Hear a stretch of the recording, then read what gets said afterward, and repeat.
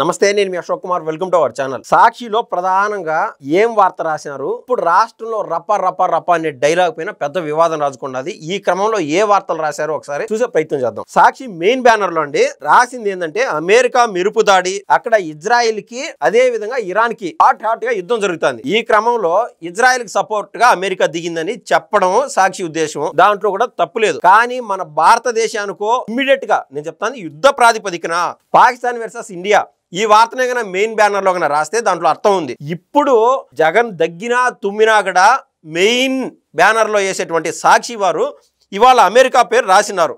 ఇప్పటికిప్పుడు మునిపోయేదేం లేదు.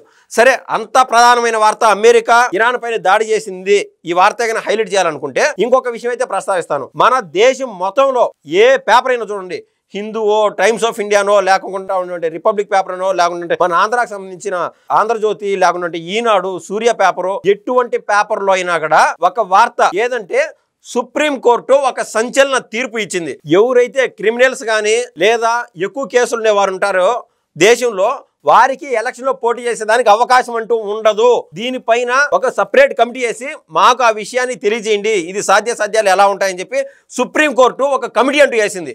ఆ వార్తని ప్రతి దేశంలోని ప్రతి పేపర్ హైలైట్ చేసింది. కానీ ఆ రోజున సాక్షి ఎందుకో మెయిన్ బ్యానర్ లో మెయిన్ స్ట్రీమ్ లో వేయలేదు అంటే దాన్ని బట్టి మనం అర్థం చేసుకోవచ్చు. గుమ్మడికాయల దొంగ ఎవర్రా అంటే భుజాలు దండుకున్నట్టు సాక్షి వారికి నచ్చల వార్త. ఎందుకంటే క్రిమినల్స్ మళ్ళీ ఎలక్షన్లో పోటీ చేయకుండా ఉంటే జగన్మోహన్ రెడ్డి గారికి పోటీ చేసేదానికి అవకాశం ఉండదు అని చెప్పి గుమ్మడికాయల దొంగ ఎవరంటే భుజాలు దండుకున్నట్టే జరిగింది. నిజంగా వాస్తవంగా అంటే వాళ్ళు చెప్పకనే చెప్తున్నారు, Jaganmohan Reddy is a criminal, అతను మళ్ళీ పోటీ చేసేదానికి అవకాశం ఉండదు, కాబట్టి మన గురించి మనం మరీ ఇంత విచిత్రంగా పోడుకునేట్టు ఉంటుంది అని చెప్పి సుప్రీంకోర్టు తీర్పును కూడా లేదా సుప్రీంకోర్టు ఆలోచనను కూడా మెయిన్ స్ట్రీమ్ మీడియాలో చెప్పేదానికి సాక్షి వారు తావివ్వలేదు. అటు మెయిన్ స్ట్రీమ్ మీడియా కావచ్చు, ఇటు సాక్షి పేపర్ కావచ్చు. అసలు సాక్షి టీవీలో అయితే అసలు ఏనే ఇలా వార్త. సరే, పేపర్ విషయానికి సంబంధించి అది ఆ రోజున వాళ్ళు రాసినటువంటి వార్తలు ఎట్లున్నాయంటే, ఎవరో ఒక కవి రాసిన కవిత్వాలు, లేకుండా ఉంటే చంద్రబాబు ఇంకా పలానాది అమలు చేయలేదని చెప్పి వాస్తవంగా ఏ రోజుకి ఆ రోజు ట్రాన్స్పరెంట్గా బాధ్యతాయుతంగా చంద్రబాబు గారు ఓపెన్గా చెప్తానే ఉన్నారు. ఇద్దో పలానా నెలలో పలానా 10వ తారీఖు ఈ కంప్లీట్ చేస్తాము, సూపర్ 6 హామీలో భాగంగా ఇప్పటికీ 9 లక్షల కోట్ల రూపాయలు పెట్టుబడులు వచ్చినాయి, 8 లక్షల మందికి పైచిలుకు ఉద్యోగాలు కల్పించే విధంగా ప్రభుత్వం ముందుకెళ్తుంది అయితే చెప్పినారు. ఇలా ప్రతి ఒక్కటి ట్రాన్స్పరెంట్గా ఉన్నారు. ఈ వార్తలు ఏవి సాక్షి రాయరు.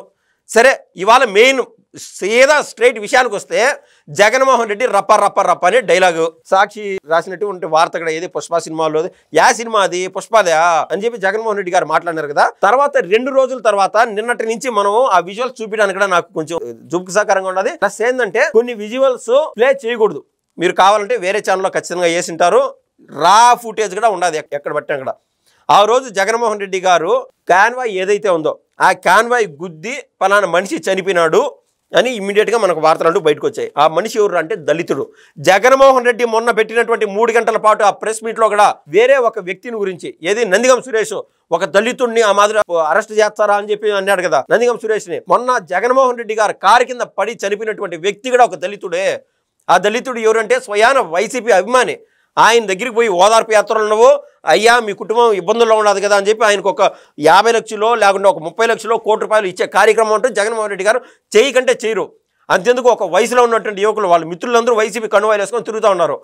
ఈ సాక్షి వాళ్ళు చెప్పినట్టు వాళ్ళేగైనా టీడీపీ వారికైనా అయితే చచ్చిపోయే వారికి ఎందుకు తెచ్చుకుంటారండి? ఆ కుర్రాడు పాపం పెళ్లిగిడ కాల ఒక కుర్రాడు, ఈ జగన్మోహన్ రెడ్డి కారు కింద పడినటువంటి వ్యక్తి, ఆయన వృద్ధుడు, ఆయన పక్కన పెడితే కుర్రాడు హార్ట్ అటాక్తో చనిపోయినటువంటి కుర్రాడు కనీసం పెళ్లిగిడ కాల YCP had core fan. TDP వాళ్ళే కన్నా ఏదో జగన్మోహన్ రెడ్డి పైన జగన్మోహన్ రెడ్డి గారి పార్టీ పైన బురదబియ్యాలు ఉంటే ఎందుకు చచ్చిపోతారు, ఎందుకు ప్రాణాలు వదులుతారు? మినిమం లాజిక్ అంటూలే. ఇప్పుడు సాక్షి వారు రాసినటువంటి వార్తల్లో హైలైట్ గా కొన్ని పాయింట్లు అంటూ రాశారు. ఏది సిగ్గు శరం లేకుండా వాస్తవంగా తప్పుని వక్రీకరిస్తూ ఒక ఫుటేజ్ సాక్షి వారు ఫుటేజ్ వేయలా ఏ మెయిన్ స్ట్రీమ్ లో కూడా, ఏది ఇది మార్ఫింగ్ ను లేకుంటే ఏఐ అని ఎట్లయితే ఆ ప్రవీణ్ పగడాల విషయం 300 సీసీ కెమెరాల్లో కూడా ఏఐ రూపంలో మార్చేశారంట. దానికి మళ్ళీ అప్పుడు జగన్మోహన్ రెడ్డి గారు హ్యాడ్ కోర్ ఫ్యాన్ అయినటువంటి బెన్ని లింగాలు వీళ్ళందరూ రోడ్లపైకి వచ్చారు. ఈ మేము శాంతి కాముకులు అని చెప్పేవారు కూడా రోడ్లపైకి వచ్చి మేము తలలు నరుకుతాం, అయి నరికేస్తాం అని చెప్పి. ఏఐ టెక్నాలజీ పెరగనైతే పెరిగిండొచ్చు కాక మీరు ఏ విధంగా చేసి చూపిస్తారు? చూపిండదే ఎక్కడి నుంచైనా తీండదే రా ఫుటేజ్, కేవలం వైసీపీ వాళ్ళు తీసినటువంటి ఫుటేజ్ అది. ఒక పక్క ఒక మనిషి కారు కింద పడిపోయి జగన్మోహన్ రెడ్డి టైర్ కింద ఎట్టయితే గుమ్మడికాయ తొక్కుకొని పోతాయో పెద్ద బండ్లో గుమ్మడికాయల్ని నిమ్మకాయల్ని ఆ విధంగా గుమ్మడికాయలు తొక్కేసినట్టు ఒక మనిషి కింద పడి స్పృహ లేకుండా చనిపోయినాడు. తనని ఈడ్చుకోబోతుంది జగన్మోహన్ రెడ్డి గారి కారు. ఆయన క్యాన్వాయ్ కూడా కాదు, ఏకంగా జగన్మోహన్ రెడ్డి గారి కారే. ఒక సినిమాలో ఉంటుంది, ఏది అందరికీ తెలిసిన సినిమానే, ఫేమస్ సినిమా బాహుబలి. ఆ సినిమాలో ఏముంటుందంటే ఈ కట్టప్ వచ్చి బాహుబలిని చంపేసి ఆడికి పోతాడు రమ్యకృష్ణ గారికి. అప్పుడు ఒకే మాట డైలాగ్ జగన్మోహన్ రెడ్డి గారికి యాప్ట్గా పనికొస్తుంది. ఆ డైలాగ్ ఏంటంటే, అమ్మ ఈ పాప మనం జీవితంలో మనం తీర్చుకోగలమా అంటాడు. అదే జగన్మోహన్ రెడ్డి గారికి ఖచ్చితంగా వర్తిస్తానని నేను చెప్పగలుగుతా. ఆ పాపం జీవితంలో తీరేది కాదు. రాజకీయాలంటే ఇప్పుడు ఉండొచ్చు, రేపు ఉండొచ్చు, ఎట్టైనా ఉండొచ్చు, ఓట్ల కోసం ఏదైనా చేయొచ్చు, కానీ ఆ పాపం ఇప్పుడల్లా తీరేది కాదు. తప్పు జరిగింది. అనేక మంది ఇప్పుడు మొన్న పుష్ప సినిమా విషయం ఏదైతే ఉన్నదో థియేటర్కి అల్లు అర్జున్ గారు వచ్చారు. ఆ రోజున ఆయనకు తెలుసో తెలియకో, వాస్తవంగా తెలియని కూడా తెలియదు, కానీ పోలీసు వారు ఇచ్చినటువంటి ఆంక్షల్ని, సార్ మీరు బయటికి కనపడకూడదు, లేకుంటే ఇంతమందే రావాలా, ప్రయర్ ఇన్ఫర్మేషన్ ఇవ్వాలా, ఇవన్నీ ఒక నియమ నిబంధనలు ఉంటాయి. వాటిని అధిగమించి అల్లు అర్జున్ గారు పోయినారు. ఉన్న పళ్ళంగా అక్కడ మనిషి ఏదైతే ఒక మహిళ చనిపోయింది, ఆమెతో పాటు వాళ్ళ బిడ్డ కూడా ఇబ్బంది పడితే వాళ్లకు ₹1 కోటి, ఒక్కొక్కరికి ₹1 కోటి ఇచ్చారు అల్లు అర్జున్ గారు. ఎందుకంటే తెలిసి తెలియకుండా తప్పు జరిగిపోయిందని చెప్పి ఆయన ఒప్పుకున్నాడు. ఆ విధంగా లేదు జగన్మోహన్ రెడ్డి గారు పోకడ. ద రియల్ బాహుబలి నారా లోకేష్ గారు. ఈ సందర్భంగా నేను ఎగ్జాంపుల్ చేసి చూపిస్తున్నా. ఎక్కడైనా ఈయన మూలంగా చిన్నపాటి ఒక మీటింగ్ లేటుగా వచ్చాక కూడా క్షమాపణ చెప్తున్నాను నారా లోకేష్ గారు. అట్లుండాలి. ఒక నాయకుడి లక్ష్యం తప్పుగా ఒప్పుకోవాలా. అప్పుడే మీరు అంటారు కదా విశ్వసనీయత, నిజాయితీ అనేది, ఇవి ఈ సమాజంలో పెరుగుతాయి. ఇప్పుడు రాజశేఖర రెడ్డి గారు 2004లో ఎప్పుడైతే సీఎం అయినారో అంతకు మునుపు ఏ విధమైన రాజకీయాలు మన రాష్ట్రంలో నడిచాయో, ఈ social media, main stream media ఇంత యాక్టివ్గా లేనప్పుడు, ఈ కుళ్ళు కుతంత్రాలు లేనప్పుడు రోసయ్య గారు, లేకుంటే వెంకయ్య నాయుడు గారు, చంద్రబాబు నాయుడు గారు, రామారావు గారు, ఎర్రం నాయుడు గారు ఉద్దండ పిండాలు ఆ రోజున వాళ్ళు ఏ విధంగా అయితే ఆ రోజు అసెంబ్లీలో పోరాడుతూ ఉన్నారో, మంచి భాషతో పొర్రపాటున మాట తూలి దోసినాడు అనే పదానికి దొబ్బినాడు అనే పదంగా వాడినారనుకో, చిన్న పదమే కదా మనకి ఇవాళ, దానికి కూడా మినిట్స్ నుంచి తొలగించండి, క్షమాపణలు ఇవన్నీ చెప్పే సిచ్యువేషను. అటువంటి రాజకీయాలు రావాలా మన భావి తరాల కోసం, మన భావి తరాల్లోని ఆ బిడ్డల యొక్క మంచి జీవితం కోసం. ఈ బూతులు వినడము, ఈ ఫేస్బుక్లు, ఈ కథ, ఈ సోషల్ మీడియా పెరిగినప్పుడు జగన్మోహన్ రెడ్డి గారు దాన్ని యాప్ట్ చేసుకొని ఇట్ట పుష్ప సినిమా డైలాగ్ జగన్మోహన్ రెడ్డి గారు చెప్తాడంటే నేను ఊహించలా. అంత దిగజారిపోయినాడు జగన్మోహన్ రెడ్డి. ఈ సందర్భంగా చెప్తా. ఈ మూలంగా నేను ఒకటైతే చెప్తున్నా, సాక్షిలో ప్రధానంగా రాసినటువంటి బ్యానర్ ఐటెంలో ఏవైతే ఉన్నాయో ఒకసారి మీ ముందు చెప్తాను. సాక్షి రాసింది నిజమా అబద్ధం అనేది మీరు దయచేసి కామెంట్ రూపంలో ఖచ్చితంగా తెలపండి. తప్పుగా నేను ఏదైనా చెప్తే ఖచ్చితంగా నేను మారతాను. నేను మళ్ళీ క్షమాపణ కూడా చెప్తా. మీరు దాదాపు అందరూ చాలా మంది చూసింటారు జగన్మోహన్ రెడ్డి గారు కారు కింద మనిషి చనిపోయిన విషయం. దాన్ని ఏ విధంగా అండి, ఆ విధంగానా అంటే ప్రజలే ఉన్న మూర్ఖుల, అమాయకుల. హిట్లర్ గారితో ఒక డైలాగ్ ఉంటుంది, the larger masses of people will more easily attracts to a bigger lie than to a smaller one అని. కాబట్టి ఆ డైలాగ్లోని అంతరార్థం ఏంటంటే, ఎక్కువ మంది ప్రజలకి ఒక చిన్న అబద్ధం చెప్తే నమ్మరు. అందుకేం చేయాలంటే ఇంత పెద్ద అబద్ధం చెప్పినప్పుడే నమ్ముతారు అని చెప్పి జగన్మోహన్ రెడ్డి దాన్ని స్వయంగా హిట్లర్కి ఆ డైలాగ్ ఇచ్చింది ఎవరంటే, ఇవాళ జగన్మోహన్ రెడ్డి గారి సాక్షి ఏ విధంగా ఉండదో, హిట్లర్ కాలంలో గోబెల్స్ అనే ఒక ప్రచారకర్త ఉండేవాడు. ఆ గోబెల్స్ ఇచ్చినటువంటి ఆ డైలాగ్ని ఆయన ఓన్ చేసుకొని ఆ విధంగానే అందరిపైన అబద్ధాలు రుద్దుతా పోయినాడు. దాన్ని నిజం అన్నట్లు గోబెల్స్ని సాక్షి వారు ప్రేరణగా తీసుకొని వాళ్ళు వండి వారుస్తున్నటువంటి వార్తలు మెయిన్ బ్యానర్లో అండి. నేను చెప్తున్నాను కదా, వాళ్ళు రాసేటువంటి కవిత్వాల్లో వక్రీకరిస్తూ ఎక్కడ ఈ వీడియో ప్రస్తావన అంటూ లేదు. ఈ 3 రోజులు దాటింది కదా, క్లారిటీగా అక్కడ మనం ఒక్కసారి ఆ వీడియో గురించి మళ్ళీ ప్రస్తావిస్తున్నానంటే ప్రతి ఒక్కరు చూసి అక్కడ అది ఏడుపు వచ్చే విషయం. ఆయన టైర్ కింద ఒక మనిషిని తొక్కించుకోబోతున్నారు. అది తొక్కించిన తర్వాత మనకెందుకు రాను ఆయన ఈ కర్మ, ఆ పోలీసులు గీలీసులు అని చెప్పి ఆయన ఎత్తి పక్కన చెట్లో వేసి పారేశారు. అది జరిగింది అక్కడ విషయం. సరే, కింద మార్పింగ్ చేశారు. ఎదురుగా ఉన్నటువంటి వైసీపీ కార్యకర్తలు ఎవరైతే ఉన్నారో అది వేరే వీడియో. ఆ వైసీపీ కార్యకర్తలే డ్రైవర్కి చెప్తున్నారు ఆగండి అని. ఒకరిద్దరే, మిగిలిన వాళ్ళకి అంత సంబంధం ఏం లే. మిగిలిన వాళ్ళు కేవలం జగనన్న మీరు రాసిన బోర్డులు చూడండి, మమ్మల్ని గుర్తు పెట్టుకోండి, మాకు ఆ పదవులు కావాలా, ఈ పదవులు కావాలా, ఎప్పుడైనా మీరు కానీ ప్రభుత్వంలోకి వస్తే, లేదా నీ కంట్లో నేను పడితే చాలు, లేదంటే మాకంతో ఇంత డబ్బులు ఇస్తే మేము సోషల్ మీడియాలో చెలరైపోతాము. ఈ విధంగా జగన్మోహన్ రెడ్డికి దృష్టికి తీసుకెళ్లే విధంగా ఆ బ్యానర్లు ప్రదర్శిస్తూ ఉన్నారు. అక్కడ జరిగింది వాస్తవంగా అది. కానీ అందులో ఉన్నటువంటి 2-3 మంచోళ్ళు ఆ డ్రైవర్తో ఆపుతున్నారు, అయ్యా కింద తొక్కించుకోబోతున్నాం అని. ఈ వీడియోకి ఆ వీడియోకి సంబంధం లేదంటారా? దాంట్లో ఏమన్నా ఏ ఉంటుందా? సరే, వాళ్ళిద్దరిని కూడా ఆపాలనుకునేటువంటి వారు కూడా ఏఈలో కన్నా చిత్రీకరించింటే అసలు మీ వైసీపీ కార్యకర్తలు మీరు ఏం విలువిస్తూ ఉన్నట్లు. అదే స్ట్రైట్గా అక్కడికే వస్తున్నాను. వాళ్ళు రాసినటువంటి ఒక పదం ఏంటంటే, జగన్మోహన్ రెడ్డి చుట్టూరు హాజరైన వాళ్ళలో వైసీపీ వారు లేరంట, టీడీపీ అల్లరిమూకలు ఉన్నాయంట. ఇంక చెప్పడం చూడండి, ఇంకే వాళ్ళకి వైసీపీ కార్యకర్తలు విలువే లేదు వాస్తవంగా. ఏదన్నా ఒక తప్పు జరిగితే దాని పక్కనోడి పైన దోసేయడం వీళ్ళకి ఆనవాయితీ పరిపాటిగా మారిపోయింది. సరే, టైం వేస్ట్ చేయకుండా సీదా సాక్షి రాసినటువంటి ఆ పదాజాలంలోకి దిగుతున్నా. బ్యానర్ సింగయ్య మృతి ప్రమాదం వక్రీకరణ, చంద్రబాబు ప్రభుత్వం కుతంత్రం. ఆ బొమ్మలు ఏంటంటే చంద్రబాబు గారి ఫోటోని బ్లాక్ అండ్ వైట్లో వేశారు. చంద్రబాబు గారు సీరియస్గా ఉన్నారు, ఆ ఫోటో వేశారు.